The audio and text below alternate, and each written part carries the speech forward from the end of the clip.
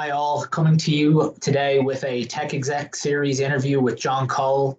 John and I have known each other for a while. He and I are part of a technical executive networking group here in Colorado. John has a lot of great experience. John has done a lot of work with the within ERP infrastructure, as well as vendor management, program management, strategic and leadership committee steering. Has done a lot. What I liked most about my conversation with John was we got really into the strategy of carve-outs from a private equity standpoint, companies just breaking up and being siloed, and the different types of technology, strategic leadership, knowledge, what needs to be outsourced, what can't be outsourced, and then also knowing when your time is up. Funny thing about John is he actually created a roadmap, and at the end of that roadmap was his job going away. For a few reasons, but mainly because it just wasn't needed anymore. And I think that is a true sign of leadership. What's better for the business comes first. So yeah, I really enjoyed this one. I hope you guys do too. And any questions, please put them in the comment section. Thanks. John, I really appreciate you taking the time to talk with me. I've been looking forward to this for a couple of weeks since you've agreed to do it. Likewise, Greg. Yeah, for those of you that don't know John Kohl is somebody that I am currently connected with through the Ditex group, but was a VP of IT and is comes from a infrastructure ERP background for large enterprise scale companies that that you've been working with for the last 13 years or so, longer. And I'd just like you to go into detail about your background and an introduction, and then we'll kind of go from there. Yeah, we'll do, Greg. And I definitely appreciate your time here. Yeah, my background, as you mentioned, it's across data center technologies, infrastructure, networking, and ERP platforms. Funny enough, I actually started my career before IT. I was a chef for a handful of years, and I enjoyed that, but I didn't really like working evenings and weekends too much, so I decided to get out of that, and then gravitated toward another career in IT that guess what, I was working evenings and weekends as well. So but I started off my IT career as a network engineer for United Airlines, working on their travel reservation network. It was quite a large network at that point. There was, I think, 200,000 endpoints is what the estimate was. So fairly large enterprise class network, high volume of transactions. So a lot of redundancy. Engineering had to go into that. Then I progressed through that. I got into, I realized early on that there were a lot of engineers and technicians who were far better than I was. And my skills and acumen really more lied in managing people and leading people. So I got into project and program management there, which I really enjoyed quite a bit, and led a number of large programs of network deployments, network migrations, data center migrations, etc. Got into management and leadership shortly after that. Was leading teams within the data center operations organization that had responsibility for like the systems and network monitoring systems of the large enterprise class data centers, and infrastructure engineer teams as well. A lot of distributed systems back when they were really, really popular, starting to really hit the market. And they're just kind of built on that over the years.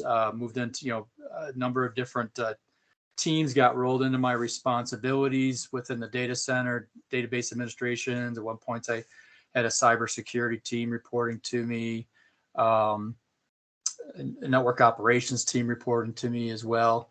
And then at one point, I was working for a company called Sendent, which was a large holding company. And they had about 30 plus different subsidiaries, fairly large subsidiaries that they had. Travelport being one of them at the time before it was a separate entity.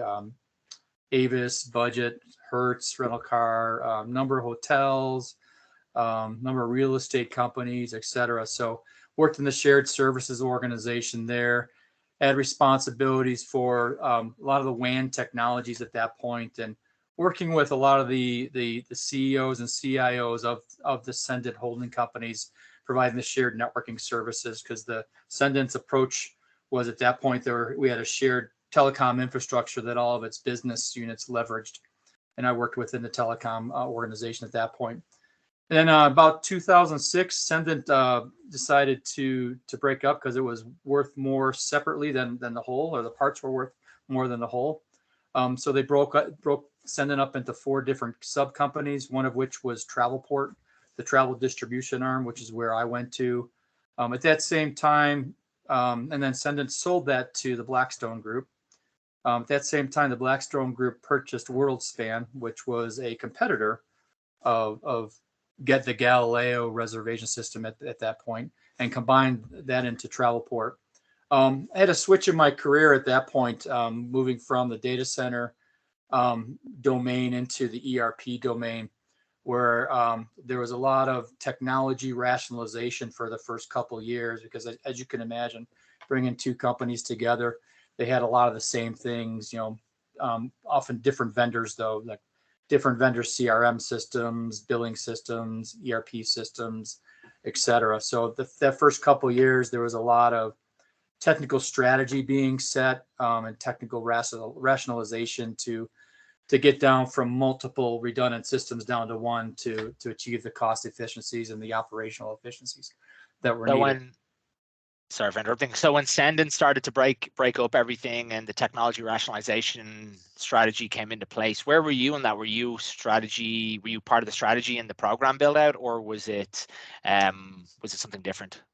Yeah, as part of the strategy team, because as you can expect, it was a fairly large undertaking, and it required a lot of people to be engaged in supporting it. So I was certainly part of a larger team that we had different pieces that we're all focusing on across the board to set the strategy. The business systems or ERP system is where I landed, which was quite interesting, because before that I really hadn't had any background in business systems. So it was certainly an opportunity to help lead something new. So there are a lot of challenges, a lot of quick learning, but it was something that I really enjoyed, getting involved in a new area.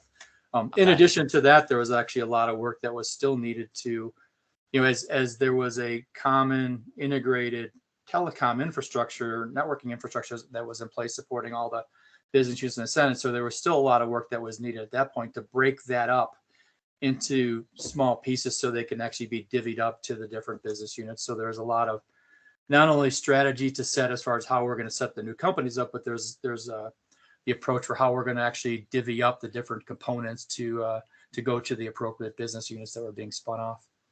Awesome. And how many people were involved in that strategy group to get to that point? There was quite a few. It had to be 50 to 100 people. Okay. Easily, because there was there was multiple data centers involved. So there was redundancy across the board. So there were a lot of different teams and individuals that had to be involved. There was multiple reservation systems that were involved. So there was strategy needed there as well. Yeah. So there was quite a few people. In fact, 50 to 100, it may even be low. There was probably a few hundred people across the board that were involved in different areas. And that was all orchestrated. That was all bled up to some of the folks from the Blackstone Group who were running the organization at that point, since they just newly acquired us. So, and then the reason I asked that is, I would imagine there was a lot of redundancy. And was there a grading system on what was going to be kept and what was going to be decommissioned or rolled off when you were going through the rationalization? And how did you grade it? Yeah, there was and it was a case by case basis that we went about it. It's like, for example, there was some were fairly easy, like the service management systems that were in place. There were 2 or 3 that we had at that point in time. The organization that I came from had a bespoke service management system, and then WorldSpan actually had, I think it was HP Service Center at that point in time. We wanted to get away from the bespoke system for quite some time, so this was a great opportunity to do that. So things like that, there was some low-hanging fruit that were fairly easy decisions. When you had a COTS product out there versus a custom product, let's use this as an opportunity to get to that COTS product. So there was that. And then there was other areas where, like the billing systems, that was 100% bespoke, just given the nature of how the Galileo and the WorldSpan platforms were built. So there were certainly custom or bespoke billing systems in there. So there was a lot of evaluation that had to occur, not only on the technical platforms that were in place where they fit for purpose, but also where the business was going, to make sure that we picked the right platform. And in the billing system case, because they were pretty much tuned to the specific reservation systems that they were billing on, and heavily customized to support that, we actually kept the multiple billing systems in initially, because that was going to be something that would take a bit more time. And we were more focused on, getting the strategy set, and then certainly attacking the low hanging fruit. But then the stuff that was going to take some number of years to work out, we set the strategy for consolidating the billing system, but then we didn't execute on that just because it was take a bit of time and more investment at that point in time that then Blackstone was willing to provide. Yeah, my understanding is billing systems are some of the most complicated systems for any business, especially if you want to change, to something like a seasonal deal, or to make, for customers and clients. Did you integrate it with the ERP of choice that you picked, or was it more manual work that had to be done to keep it up and running? Yeah, there was integration needed, but like the ERP systems, we fortunately actually Send at the time had a fairly attractive enterprise agreement with Oracle. And I think both organizations, both WorldSpan and Galileo at that time, had Oracle's ERP platform in place. So that was really a fairly easy decision there. Let's just continue going with Oracle. And we just that was more of a consolidation effort that was undertaken to consolidate the multiple instances of the Oracle ERP platform into one. Yeah. And then there was some integration work that was needed, obviously, because the different billing systems that were in place were configured to go to the original ERP systems that were in place with Galileo and WorldSpan. Yeah. So a fair amount of work there as well. Yeah, that sounds like a lot of work. And in the tourism industry, kind of coming up to recent events, how did you deal with COVID? And during COVID, what did you do? What did Travelport do to survive? Yeah, I mean, I'm sure most people are aware, the COVID decimated the travel industry overnight. In fact, revenues went negative because of the cancellations of all the bookings that were occurring. So most GDSs and other travel companies and the airlines, car hotels, and then some, they were in a fairly immediate position of needing to cut costs. So given that, there was at that point in time, I was leading a team of about 150 people. That was a global team spread throughout the US, EMEA, and also the APAC region. So at that point, the recommendation based on all the due diligence was to outsource that organization, my organization, which also included the recommendation to eliminate my role. I didn't feel that my role was going to be needed, given that there wasn't going to be a whole lot of strategic investment occurring over the next, 2 to 4 years. And really what they need was someone to just kind of keep the lights on. So let me underline that. You recommended to end your role or to sunset your role and downgrade it. Unfortunately or fortunately, it was the right thing to do. It was a good opportunity for a change as well. I'd worked in the travel industry pretty much my entire career, so it was a good point I felt to pivot to something new. So anyway, once all the due diligence was done on that, led the effort to outsource the organization, which involved sending an RFI out to a number of different of the vendors that can handle that. Evaluating that, contract negotiations, and once the contract was signed, working with the vendor to come up with a knowledge transfer plan, working with HR to get all the severance and transition plans for the employees in place as well, and then executing on that knowledge transfer plan. finally where, we handed out once they were in the position to handle everything, given the third-party vendor the keys, so to speak, to run everything. In the end, it worked out quite well, in that, the original cost savings goal was met. It also put the organization in a much more flexible resource profile to where they can expand and contract resources as different initiatives come online, as well as actually productivity increased as well. So it turned out to be a win-win from that level. And unfortunately, there were a number of people who had to transition to different roles in other companies. So that was the hardest thing, really, is there were people that I had worked with for some number of years that were impacted, unfortunately. Yeah. So let's talk about that. There's a lot, or quite a bit, to unpack there. So you were leading that initiative, that charge, and that must have been hard, especially with, like you said, people you worked with. How did you grade the people? I assume some people were kept, right, because knowledge transfer didn't totally go to the third party. Some people were kept in your organization. Yeah, there's a small core team that was kept behind.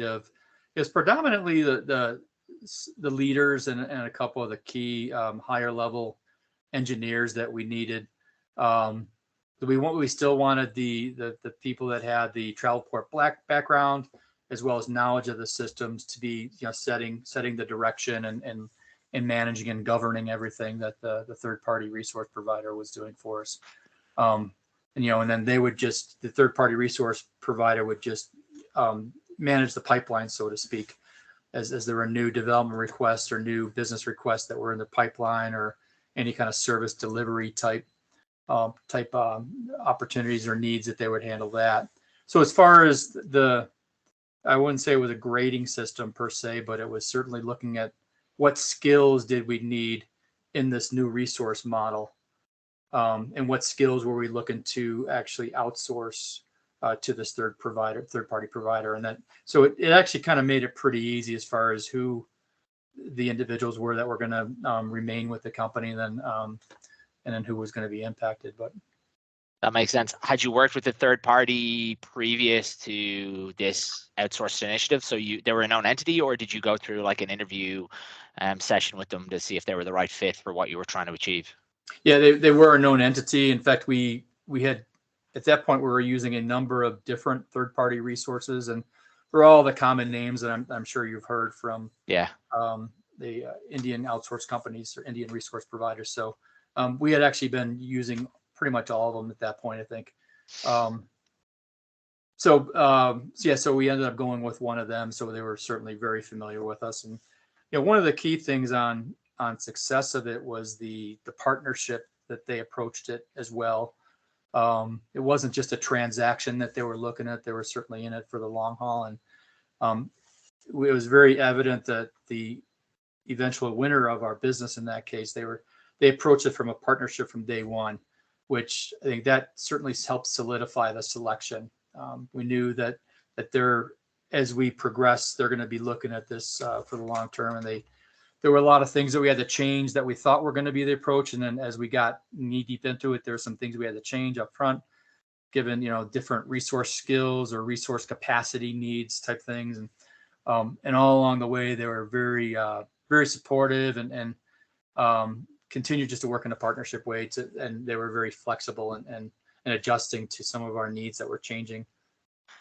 Yeah, that sounds like a pretty big undertaking, a hard one to take during a very tough time. The leadership that goes into that, and I assume the program management. Have you been keeping an eye on that since you've stepped away? Is it still maintaining its built for purpose setup, or do you think that there will be an opportunity to come more in-house? Because from my understanding and from my experience, a lot of companies go through phases, over lifetimes of like a CIO or a CEO, where they will outsource the entire IT org because it's not really part of their core value proposition, and then a CIO, CEO, CFO will change, and they'll be like, we want to bring it all in-house. I suppose, do you see that happening soon, or? I don't know if the folks that I've kept in touch with say it's still all in place. It's actually working well.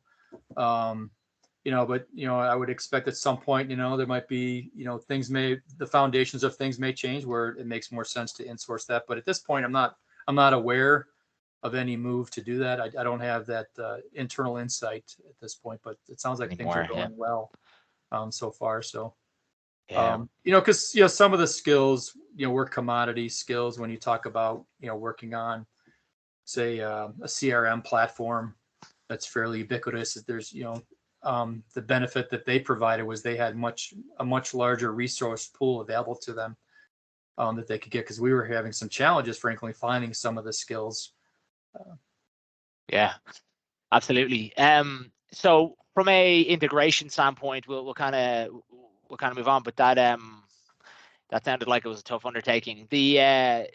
The way in which you engage with vendors from a review standpoint, and I'm very interested in this because it's definitely part of something that I try and work on from my business, and I'm always interested to hear how executives pick and choose and how they engage with partners. But from a vendor management, vendor engagement standpoint, how do you and what do you look for when you go out to the market to do an RFI or an RFP? How do you grade? If that's not the right word, you can contradict or correct. But yeah, what is your what do you look for in a part that supports what your initiatives are, your programs are? Yeah, I mean, fundamentally, actually, I want to, me personally, I always like to look at it as forming a partnership with a vendor versus just this transaction of selling software or selling services to us. I want to be working with a vendor who is going to be constantly engaging with us to understand what our needs, letting us know what products and services they have, and how we can work together to meet our mutual needs, really, for them to providing the product and services that we need, and obviously they're making some money off of it. So that's one of the key fundamental things that I always look for up front, and a lot of that's getting to know the individuals as well. Certainly if there's a vendor that we're already working with, and we want to buy a product in a different space that they use or they provide, certainly we want to give them a chance, especially if they're approaching things in a partnership way. If it's a new vendor, certainly rely on other customer feedback. Just what other companies are saying in the market relative to that particular company. The RFI, RFP process is certainly important, I think, to, when needed for the type of product you're purchasing, to get a better understanding of how, of all the detailed requirements or needs that you have, how that platform can meet those needs.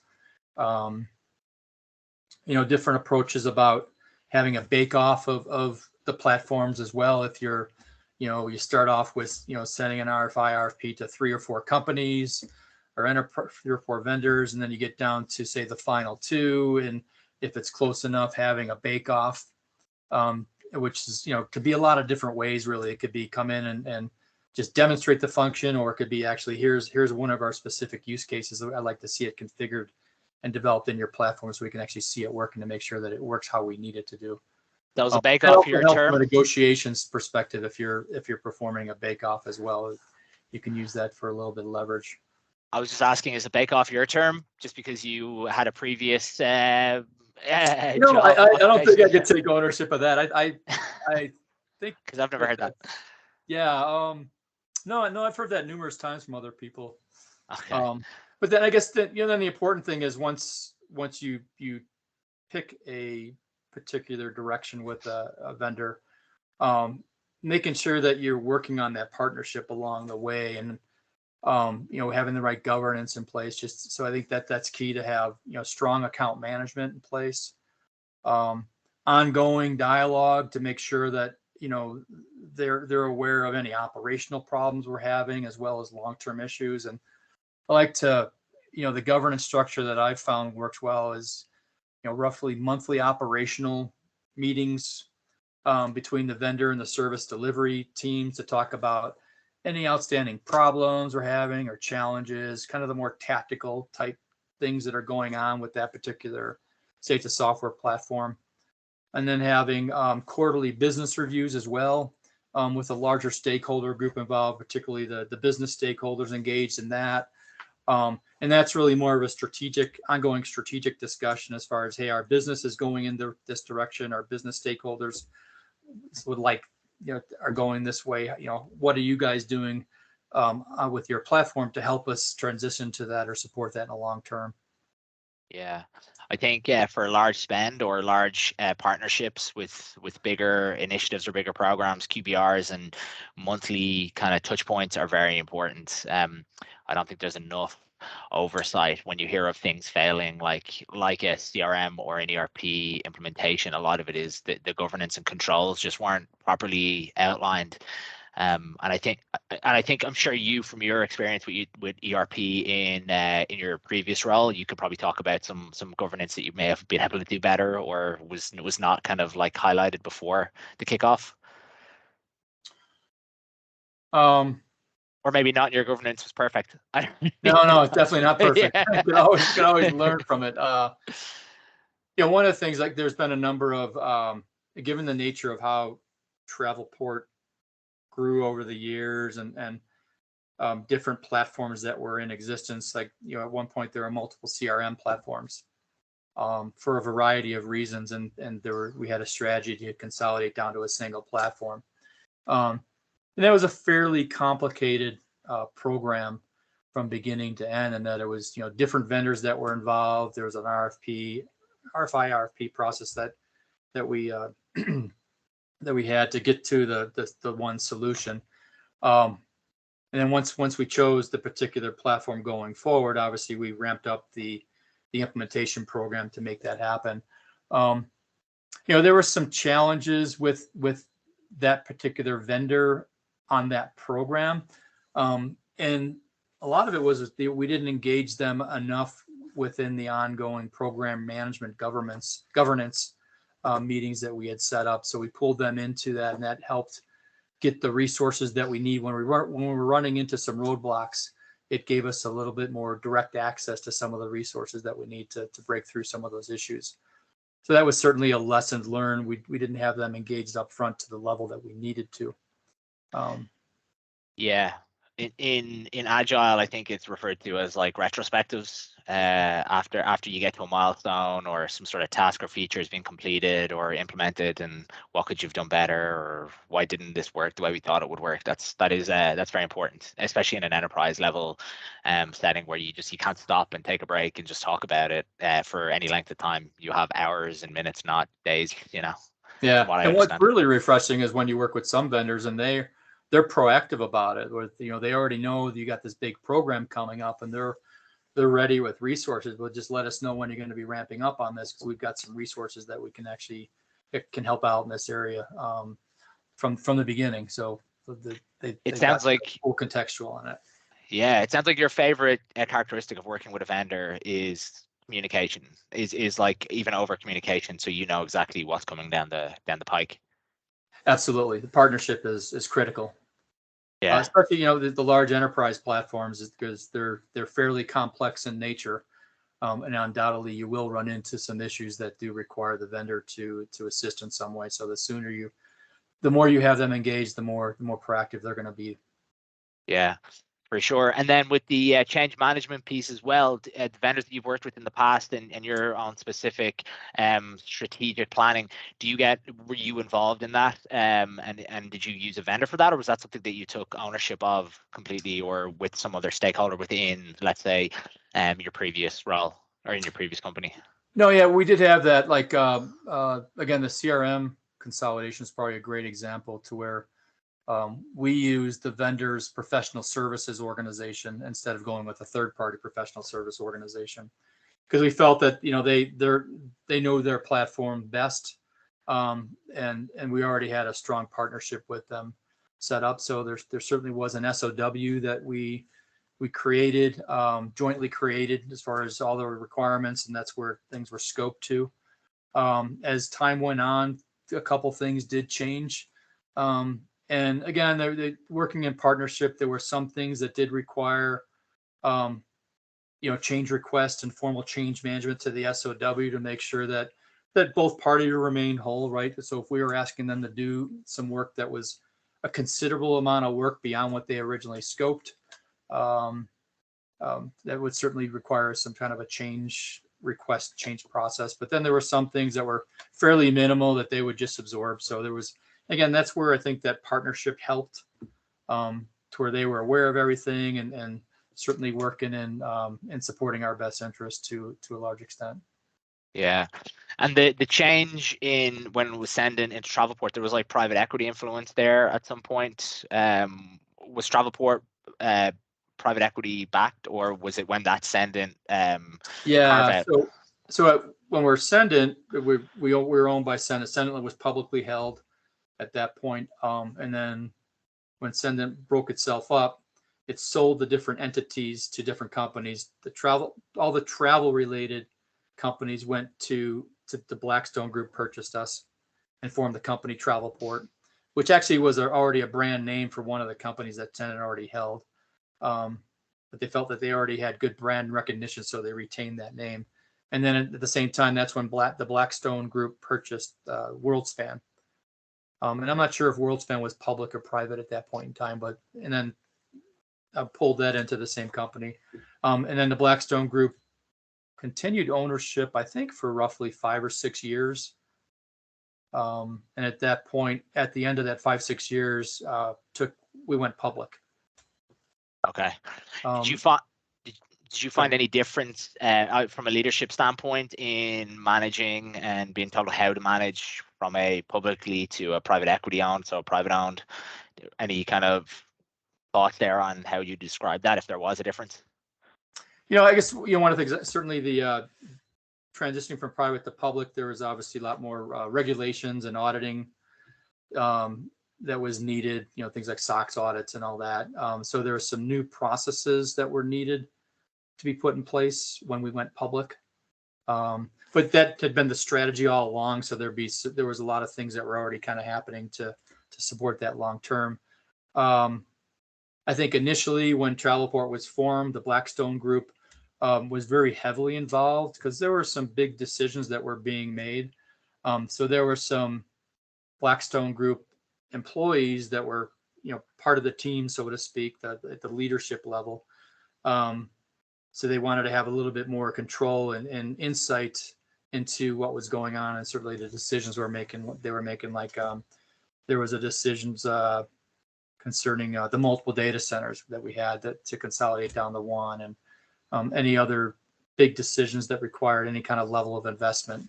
Certainly the Blackstone Group wanted to be involved in all that. And the original strategy that they had certainly was to